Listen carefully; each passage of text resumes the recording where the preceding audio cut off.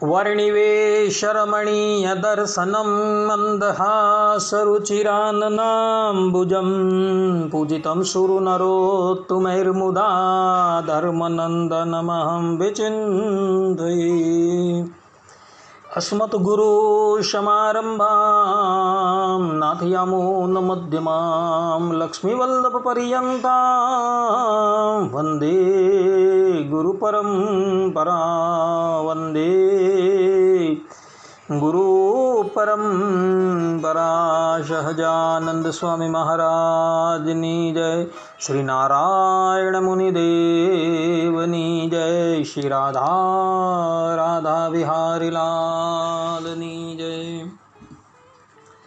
हरिशरणम निखिल हे प्रत्यनि कल्याणिकतान श्वेतर समस्त वस्तु विलक्षण अनंत कोटि ब्रह्मांड नायक श्रीदेवी भूदेवी नीलादेवी श्री राधादेवी थी समलंकृत सर्व अवताરના અવતારી સર્વ કારણના કારણ પરબ્રહ્મ પરમાત્મા ભગવાન શ્રી હરિની મહતી કૃપાથી આપણે માનવ જીવનના સર્વોત્કૃષ્ટ લાભ એવા સત્સંગને માટે ઉપસ્થિત થયા છે। ઉપસ્થિત થનારા બધા જ ભગવત ભક્તોના હૃદયની અંદર પરોક્ષ રૂપે બિરાજમાન એ જગત કારણ તત્વ ભગવાન શ્રી હરિના ચરણમાં હું સાષ્ટાંગ દંડવત પ્રણામ કરી આજની આ દસમ સ્કંદની કથાનો શુભારંભ કરું છું।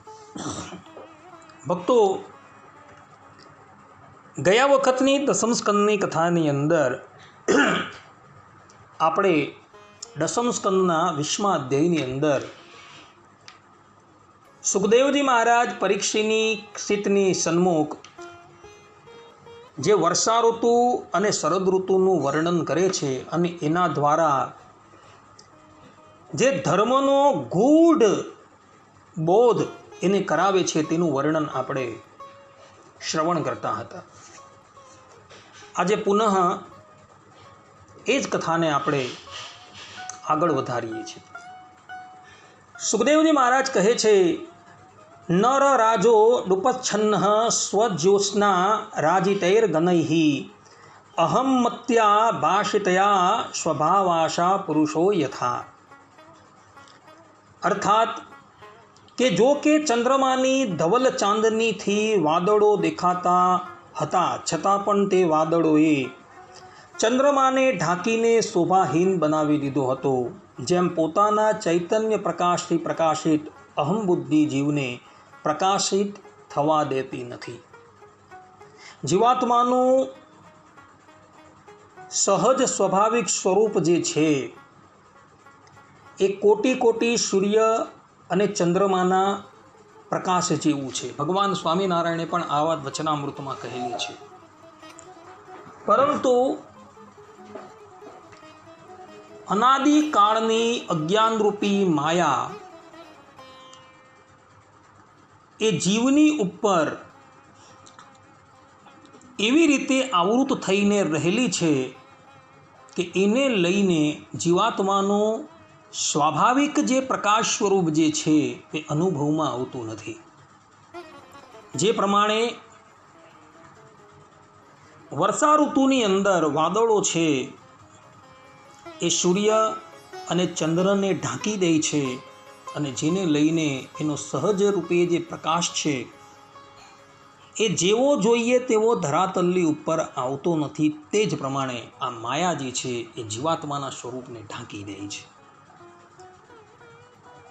સુખદેવજી કહે છે કે જેમ સાંસારિક તાપોથી તપ્ત થઈને વૈરાગ્યયુક્ત થયેલા મનુષ્યો ભગવાનના ભક્તોનો સમાગમ થતાં પ્રસન્ન થઈને તેમનો આદર સત્કાર કરે છે, તેમ મયુરો પણ વાદળોના આગમનથી આનંદિત થઈને ટહુકા કરીને નૃત્ય કરીને આનંદથી તેમનો સત્કાર કરી રહ્યા હતા। ભક્તો, શાસ્ત્રોની અંદર ભગવાનના ભક્તના સમાગમનો ઘણો મોટો મહિમા બતલાવવામાં આવેલો છે।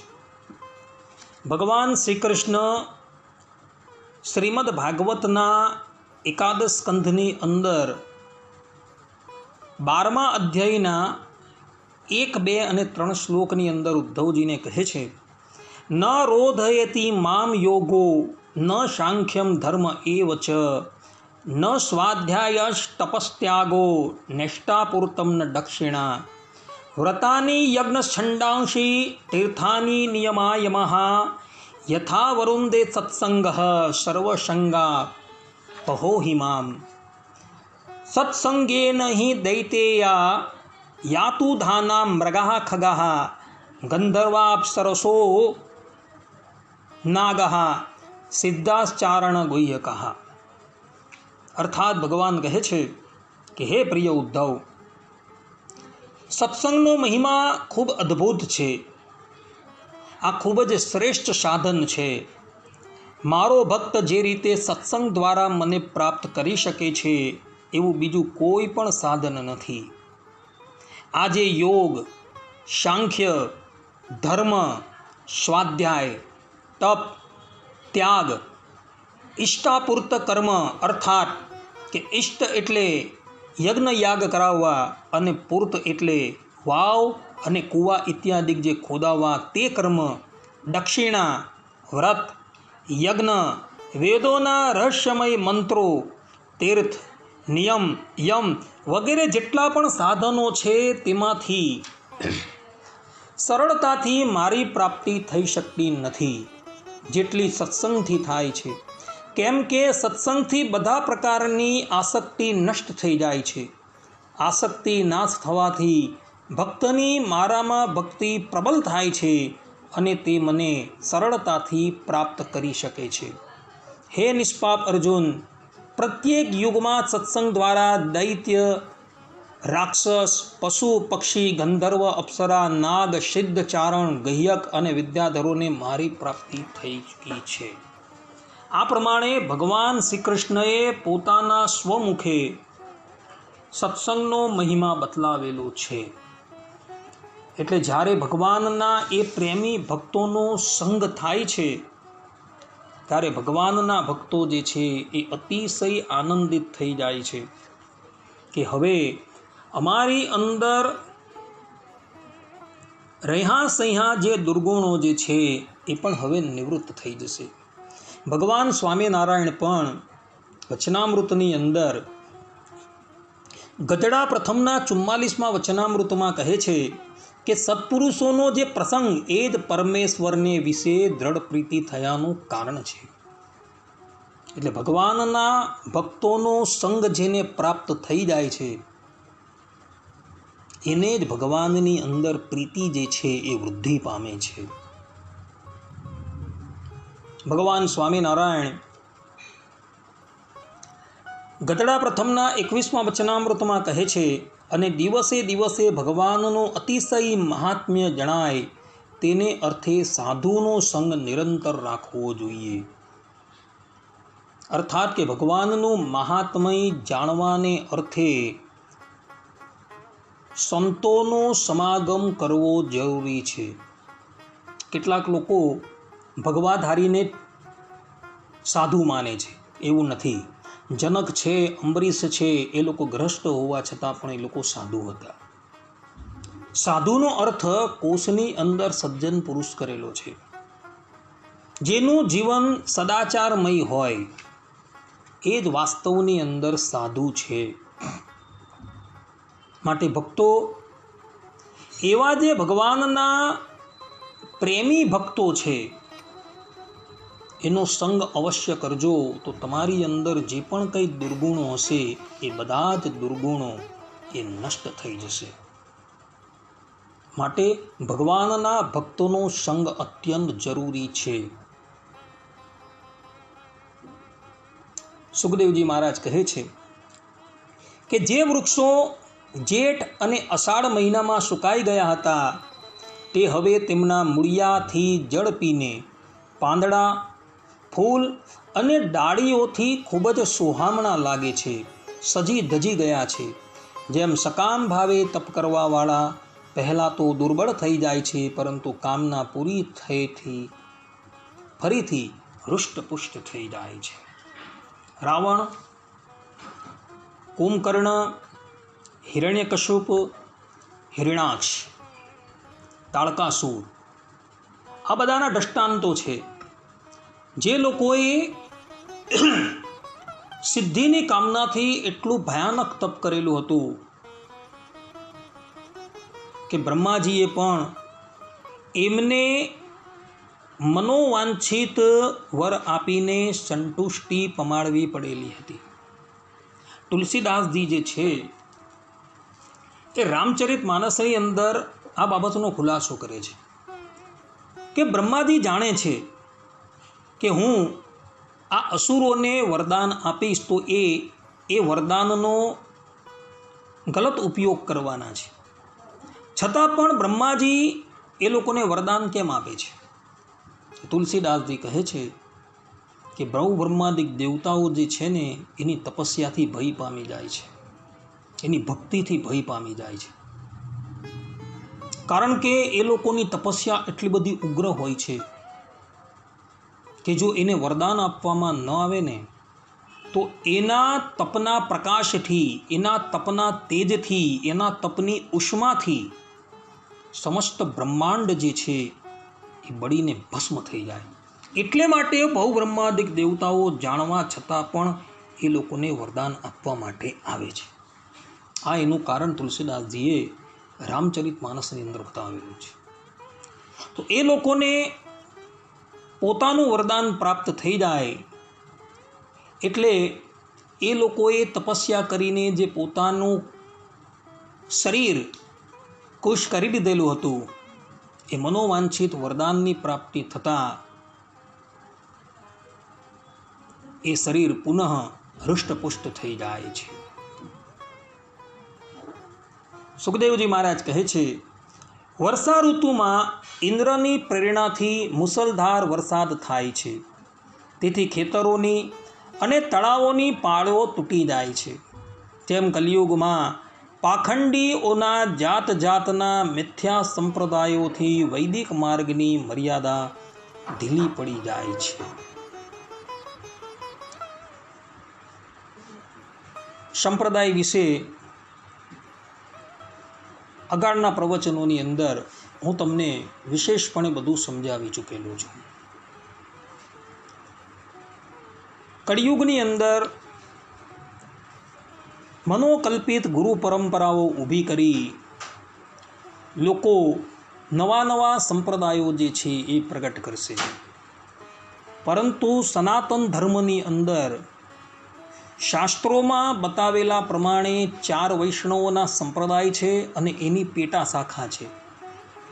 એટલે એ વૈદિક સંપ્રદાયો જે છે તેનો જ હંમેશા આશરો કરવો. બીજા બધા જે છે જેની ગુરુ પરંપરાના કોઈ ઠેકાણા નથી એ સંપ્રદાયને દૂરથી જ જય શ્રી કૃષ્ણ, જય સિયારામ, જય સ્વામિનારાયણ કરી દેજો. સુખદેવજી મહારાજ કહે છે કે વાયુની પ્રેરણાથી વાદળો પ્રાણીઓ માટે અમૃતતલ્ય જળની વૃષ્ટિ કરે છે.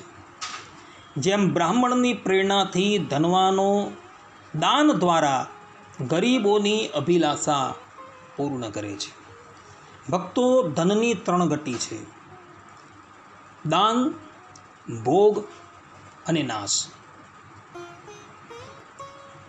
ધન છે તો એનો ઉપયોગ દાનની અંદર કરો. દાનની અંદર એનો ઉપયોગ નથી કરી શકતા તો ભોગ ભોગવો. અને ભોગ અને દાન એની અંદર પણ ધન જે છે એનો ઉપયોગ ન થાય તો અંતે શ્રીમદ ભાગવતના 11 સ્કંદની અંદર જે કદર્યનું દૃષ્ટાંત આવે છે તે પ્રમાણે એ ધન જે છે એ નાશ પામી જાય છે. કદરિયાના દૃષ્ટાંતની અંદર આવું જ છે કે એટલો બધો કૃપણ હતો કે એની પાસે ધન હોવા છતાં ન તો એ પરિવારનું પોષણ યથાર્થ રૂપે કરતો હતો, ન પોતે ભોગ ભોગવતો હતો, કે ન તો એ ધનને સત્કર્મની અંદર ઉપયોગ કરતો હતો. અંતે એના ધનની અંતિમ જે સ્થિતિ, જે નાશ, તે પ્રગટ થઈ ગઈ. એનું ધન કેટલુંક તો રાજા લોકો લઈ ગયા, કેટલુંક ચોર લોકો લઈ ગયા, અને કેટલુંક ધન જે છે એ એના સગાઓએ લઈ લીધું અને એને અપમાનિત કરીને બહાર કાઢી મૂક્યો. માટે ભક્તો પોતાના નેત્ર બંધ થાય એ પહેલાં ધનનો ઉપયોગ જે છે એ યથાર્થ માર્ગે કરી દેજો. આ સિદ્ધાંત વાત છે. કારણ કે મનુષ્યની સાથે હંમેશા એણે કરેલો ધર્મ જે છે તે જ પરલોકની અંદર સાથ આપનારો છે. બીજી કોઈ વસ્તુ એને સાથ આપનારી નથી. એટલે માટે આદિ જગદગુરુ શંકરાચાર્યજી પોતે ચરપટ પંચરિકા નામના સ્તોત્રમની અંદર કહે છે, ડેય દીન જનાય વિત્તમ, કે હંમેશા દીનજન જે છે તેને ધનાદિક વસ્તુઓ અર્પણ કરવી. આ પ્રમાણે અહીં વર્ષા ઋતુનું વર્ણન જે છે એ સમાપ્ત થઈ જાય છે. અને હવે શરદ ઋતુ જે છે એ શરદ ઋતુના વર્ણનનો શુભારંભ થાય છે.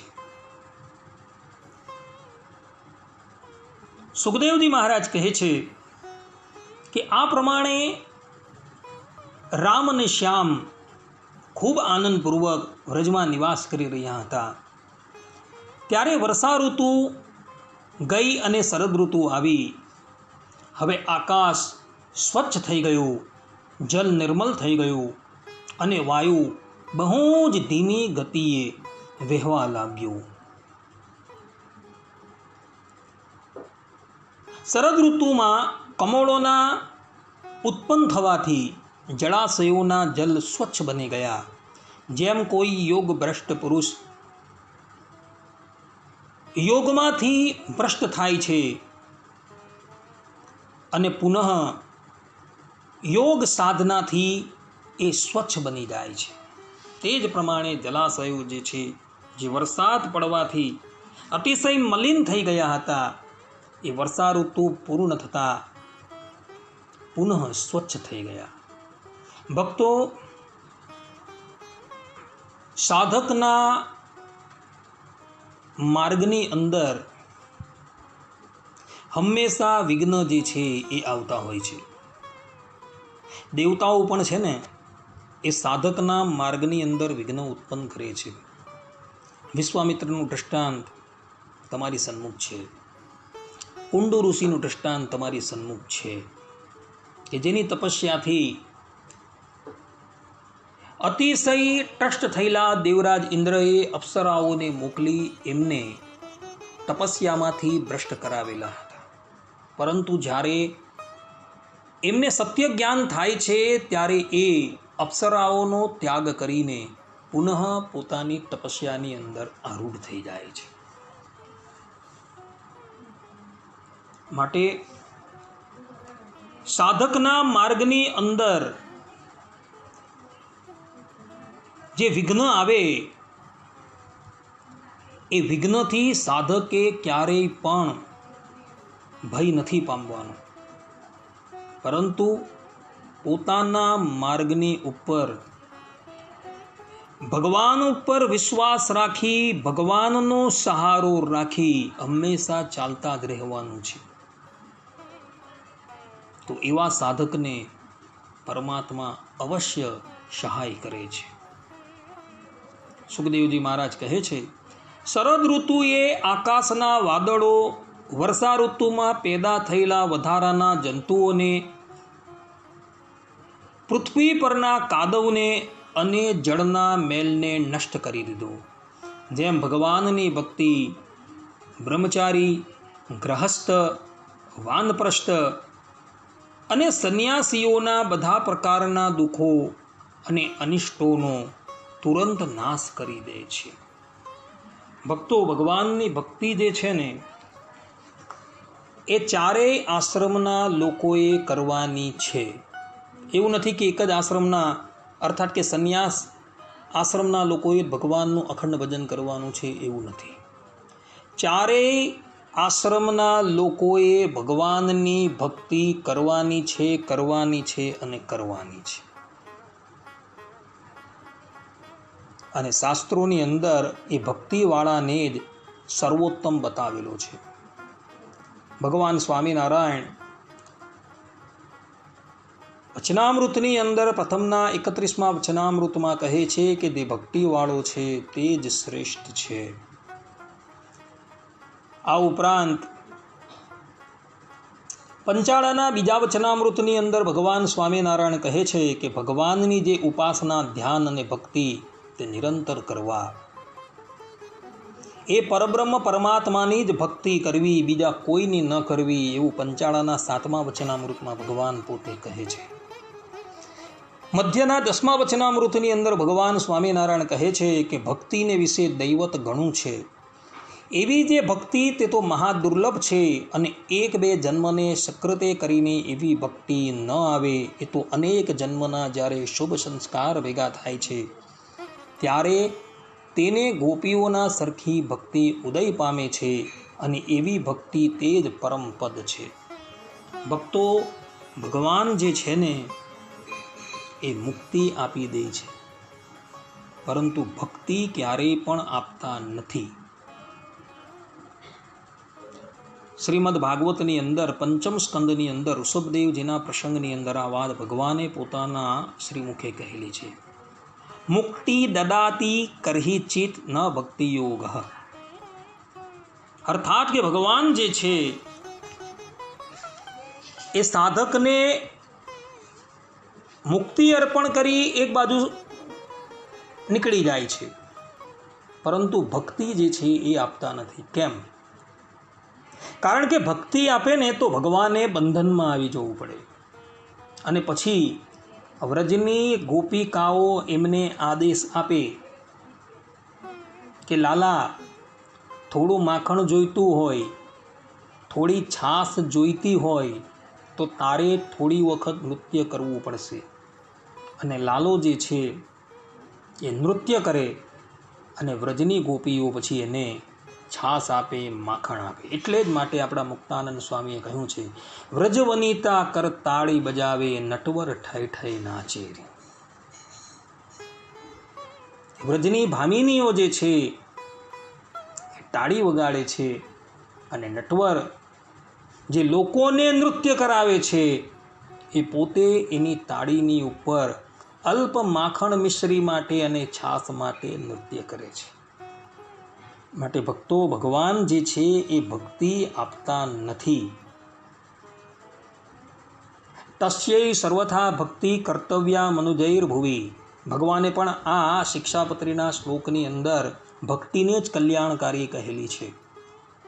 અર્થાત કે જીવાત્માનું શ્રેય જે છે એ ભગવાનના શરણમાં જઈને કેવલ ભગવાનની નિષ્કામ ભક્તિ કરવાથી જ થાય છે, બીજા કોઈનાથી થતું નથી. માટે ભક્તો, ભગવાનને વિશે ભક્તિ થવી જરૂરી છે.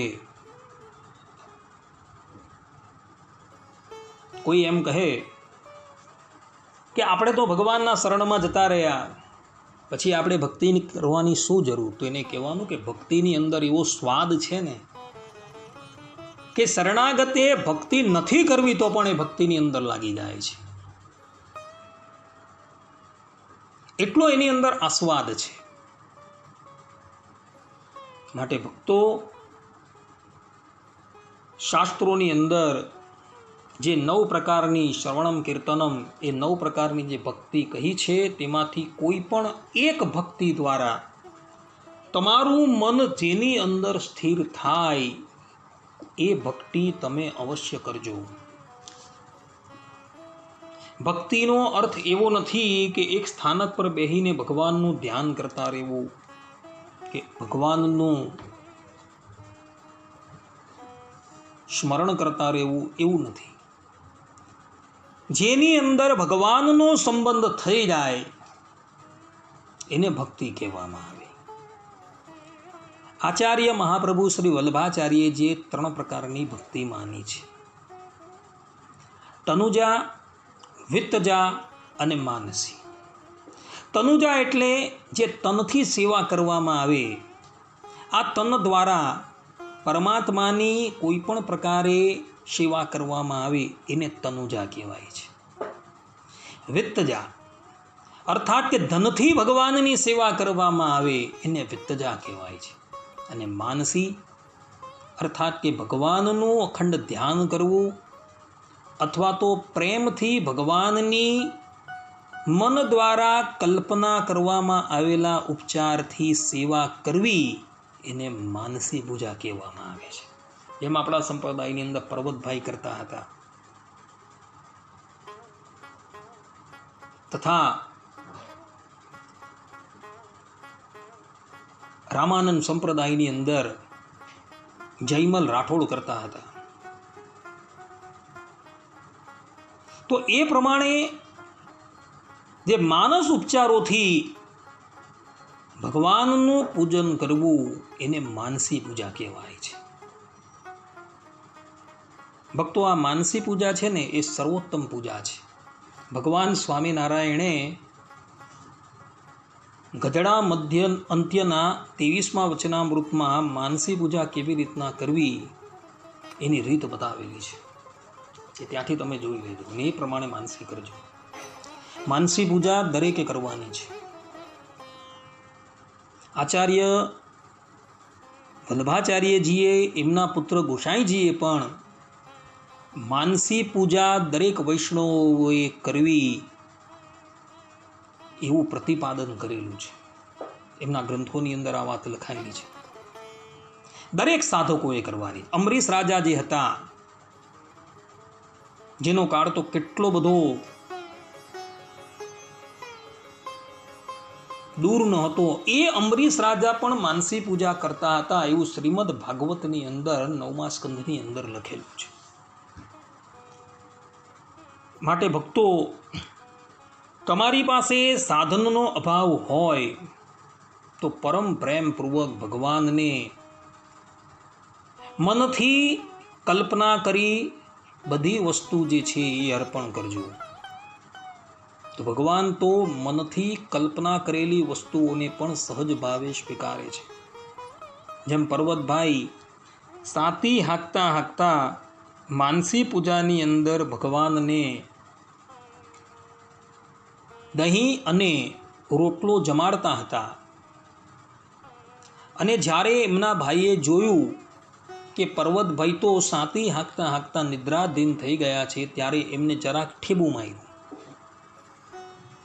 અને ઠેબું માર્યું એટલે પર્વતભાઈ જે છે એ નેત્ર ખોલી દે છે, અને નેત્ર ખોલે છે ત્યાં જ દહીં ને રોટલો જે છે એ સાતીની ઉપર ઢોળાઈ જાય છે. એના ભાઈ ભીમભાઈ પૂછે છે કે પર્વતભાઈ, હમણાં આ દહીં ને રોટલો ક્યાંથી આવી ગયા? ત્યારે પર્વતભાઈ બધી વાતનો ખુલાસો કરે છે કે ભાઈ, હું માનસી પૂજાની અંદર ભગવાનને દહીં અને રોટલો જે છે એ જમાડતો હતો, અને એવા જ સમયની અંદર તમો અમને જાગ્રત અવસ્થાની અંદર લાવી દીધા. એટલે માટે એ દહીં ને રોટલાનું જે વાસણ હતું એ આ સાથીની ઉપર પડી ગયું. વિચાર કરો કે માનસી પૂજાની અંદર જે વસ્તુ એ ધરાવતા હતા એ પ્રત્યક્ષ થઈ ગયા. આવા તો ઘણા દ્રષ્ટાંતો આપણા સંપ્રદાયના માન્ય પ્રબંધ એવા ભક્ત ચિંતામણીની અંદર જોવા મળે છે,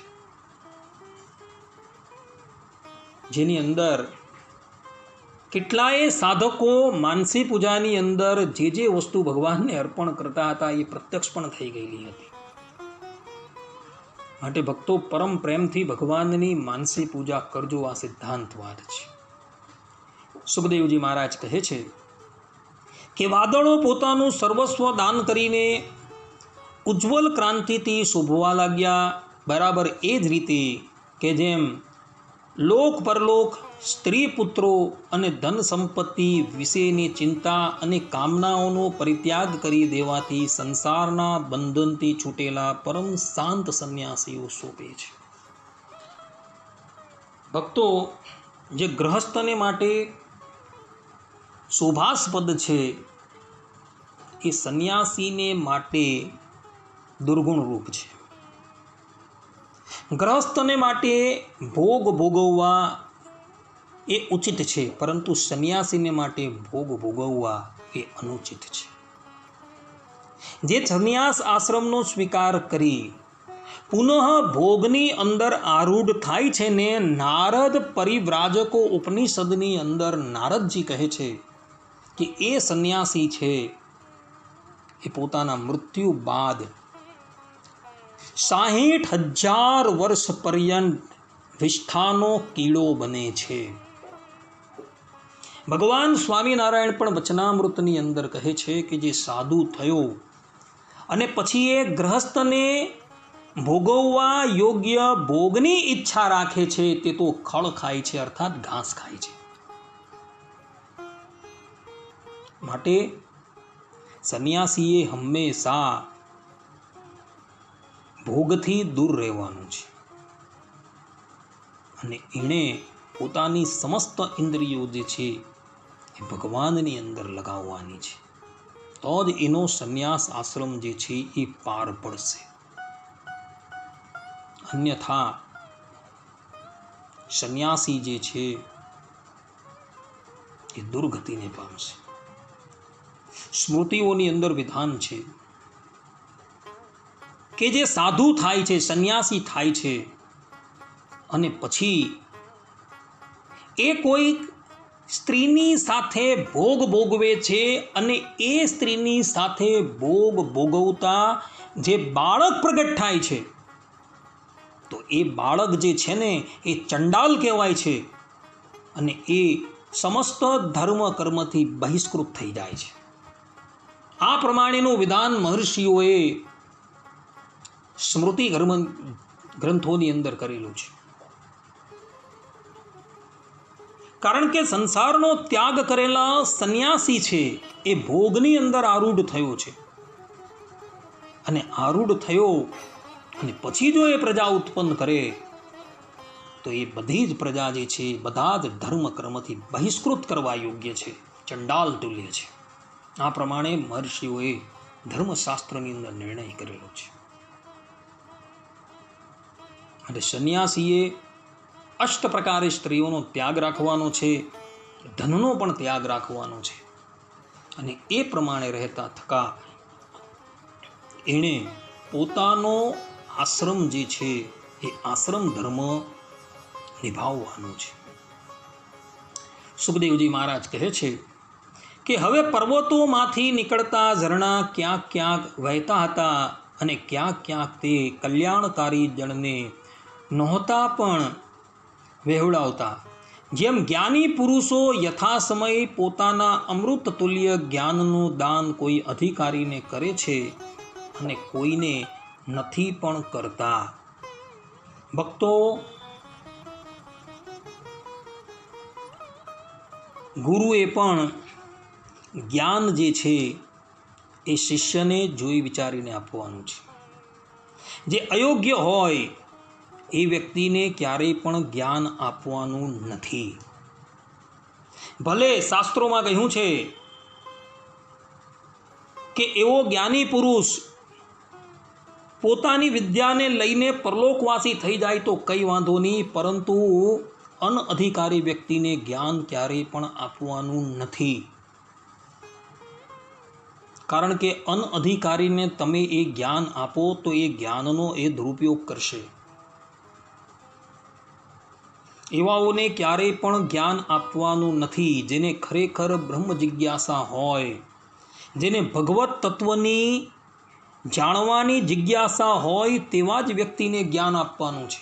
ને એવા વ્યક્તિએ પણ તદ વિજ્ઞાનાર્થમ સ ગુરુમે અભિગચ્છેત સમિત પાણિ શ્રોત્રિયમ બ્રહ્મનિષ્ઠમ, કે ભગવત તત્વનું જ્ઞાન લેવા માટે એવા ગુરુની પાસે જવાનું છે કે જે ગુરુ શ્રોત્રિય એટલે કે વેદાંગનો પ્રારંગત પંડિત પણ હોય અને સાથે સાથે ભગવત દર્શન પણ કરી ચૂકેલો હોય. પરંતુ ખાલી હાથે નથી જવાનું. હાથમાં જો સંન્યાસી હોય તો સમિધા લઈને અને ગ્રસ્ત હોય તો એણે ભેટ લઈને જવાનું છે. અને ગુરુએ પણ જ્ઞાન જે છે એ અધિકારીને જ આપવાનું છે. અનઅધિકારીને જો તમે જ્ઞાન આપો તો એ યોગ્ય નથી. આ સંબંધની અંદર લૌકિકની અંદર એક ચરિત્ર આવે છે. વાત એવી હતી કે એક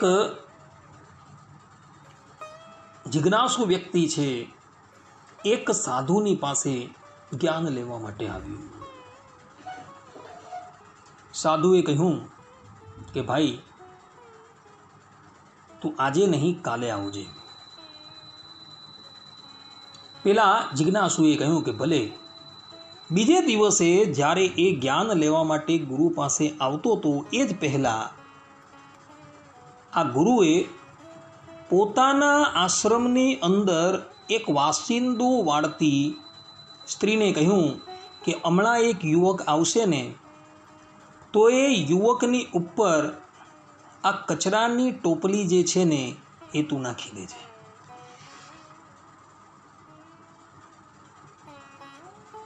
પેલી સ્ત્રીએ ગુરુની વાત માની અને જ્યારે પેલો સાધક આશ્રમની અંદર આવ્યો ને, તો એના પર એ કચરાની ટોપલી નાખી દીધી. એટલે પેલો સાધક જે છે એ ક્રોધાયમાન થઈ ગયો અને એને મારવા માટે તત્પર થયો.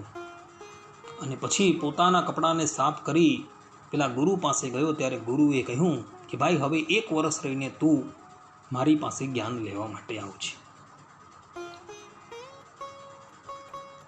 પેલા જિજ્ઞાસુ વ્યક્તિએ ગુરુજીના ચરણની અંદર પ્રણામ કર્યા અને કહ્યું, ભલે ગુરુજી, હું 1 વર્ષ રહીને હું આવીશ. અને ગુરુજીએ કહ્યું કે ભાઈ, 1 વર્ષ પર્યંત તું અમે જે તને સાધનનો નિર્દેશ કરીએ એ પ્રમાણે તું સાધન કરતો રહેજે. જિજ્ઞાસુએ કીધું ભલે. 1 વર્ષ થવાને એક જ દિવસની વાર હતી. એટલે પેલા મહાત્માએ પુનઃ પેલી વાસિંદુ વાળતી બાઈને કહ્યું કે હવે જ્યારે પુનઃ એ યુવક જ્ઞાન લેવા માટે અહીં આવે, એટલે પુનઃ આ કચરાની ટોકરી જે છે એ એના પર તું પધરાવી દેજે. બાઈએ કીધું ભલે. પેલો સાધક 1 વર્ષના અંતે જ્યારે પુનઃ આશ્રમની અંદર ગુરુની પાસે જ્ઞાન લેવા આવ્યો, તો પુનઃ પેલી બાઈએ કચરાની ટોપલી જે છે એ એના પર પધરાવી દીધી. આ વખતે સાધકને ક્રોધ તો આવ્યો, પરંતુ એ ક્રોધ જે છે એ મનમાં ને મનમાં એણે દબાવી દીધો. પરંતુ પેલા મહાત્માથી એ વાત જે છે એ ગુપ્ત ન રહી. સાધક ગુરુજીની પાસે આવ્યો, ચરણમાં વંદન કર્યા. ત્યારે ગુરુજીએ કહ્યું કે ભાઈ, 1 વર્ષ રહીને તો પુનઃ મારી પાસે આવજે, હું તને જ્ઞાન આપીશ. પેલા જિજ્ઞાસુએ કીધું ભલે. ત્યારબાદ 1 વર્ષ પર્યંત પુનઃ એ સાધનાની અંદર રટ રહે છે. અને 1 વર્ષ પછી જ્યારે એ પુનઃ ગુરુજીની પાસે આવે છે, આ વખતે પુનઃ પેલા મહાત્માએ પેલી વાસિંદુ વાળતી બાઈને કહી દીધું હતું કે આ વખતે તું પુનઃ કચરાની ટોપલી એના મસ્તક પર પધરાવજે. પેલો સાધક આશ્રમમાં આવ્યો એટલે આ બાઈએ કચરાની ટોપલી હતી એ સાધકની ઉપર નાખી દીધી. ત્યારે આ વખતે યુવક જે છે એ અંતરથી પણ ક્રોધિત નથી થતો અને બહારથી પણ ક્રોધિત નથી થતો. એ હાથ જોડીને પેલી બાઈને વંદન કરે છે અને એક શબ્દ બોલતો નથી. અને પછી ગુરુજીની પાસે આવે. ત્યારે ગુરુજી કહે કે હવે તું જ્ઞાનનો અધિકારી છે, તું બેસ મારી પાસે. પછી એને એ ગુરુ જે છે એ બ્રહ્મ જ્ઞાનનો ઉપદેશ આપે છે. પેલા યુવકે ગુરુજીને પૂછ્યું કે ગુરુજી, તમે મને પ્રારંભની અંદર જ જ્ઞાનનો ઉપદેશ કેમ ના આપ્યો? ત્યારે ગુરુજીએ કહ્યું કે તારા અંતકરણની અંદર કામ છે, ક્રોધ છે ઇત્યાદિક અસુરો જે છે એ ઘર કરીને રહેલા હતા. અને જ્યારે અમે તને સાધન બતાવ્યા અને એ સાધનથી જ્યારે તારું અંતકરણ શુદ્ધ થઈ ગયું, ત્યારે ક્રોધનો અવસર ઉપસ્થિત થતાં પણ તારા મનની અંદર પણ ક્રોધ ન આવ્યો. એટલે અમે જાણ્યું કે હવે તું જ્ઞાન ગ્રહણ કરવાને યોગ્ય છે, એટલે અમે તને જ્ઞાન આપેલું. માટે ભક્તો, તમે વિદ્વાન હોવ તો જ્ઞાન છે એ જ્ઞાન પણ યોગ્ય વ્યક્તિને આપજો. અયોગ્ય વ્યક્તિને ક્યારેય પણ જ્ઞાન આપતા નહીં. કારણ કે સમુદ્રની અંદરથી પથ્થર કાઢવામાં આવે એ પાછો બહાર નીકળતા કોરો ને કોરો જ રહે છે. તે જ પ્રમાણે આવા લોકો જે છે, જેને જ્ઞાન આપેલું હોય છે, એ લોકો થોડા કાળ પર્યંત જ વ્યવસ્થિત રહે છે, પરંતુ સત્સંગની પૂર્ણાહુતિ થતાં એ લોકો પાછા કોરાને કોરા જ રહી જાય છે. માટે એ લોકો અગાડી ભેંસ આગળ ભાગવત વાંચ્યા બરાબર જ હોય છે. માટે એવા લોકોને જ્ઞાન ક્યારેય પણ આપવું ન જોઈએ. જ્ઞાન હંમેશા અધિકારી વ્યક્તિને જ આપવાનું છે, અનધિકારી વ્યક્તિને જ્ઞાન આપવાનું નથી. માટે ભક્તો, આ વાત ધ્યાન રાખજો. આ પ્રમાણે અહીં સુખદેવજી મહારાજ શરદ ઋતુનું વર્ણન કરી રહ્યા છે, પરંતુ સમયનો અભાવ હોવાથી આ કથાને હું અહીં જ વિરામ આપું છું. હવે પછીના પ્રવચનની અંદર બીજો પણ શરદ ઋતુના માધ્યમથી સુખદેવજી મહારાજે પરીક્ષિતને ધર્મનો ગૂઢ ઉપદેશ આપેલો છે, તેનું આપણે શ્રવણ કરશું. ત્યાં લગીન બધા જ ભગવદ્ ભક્તોને હેતપૂર્વક જય સ્વામિનારાયણ. સર્વે સંતુ નિરામય, સર્વે સુખીનો ભવંતુ, સર્વે ભદ્રાણી પશ્યંતુ, મા કશ્ચિત દુઃખ ભાગ ભવેત. અસ્તુ. જય સ્વામિનારાયણ.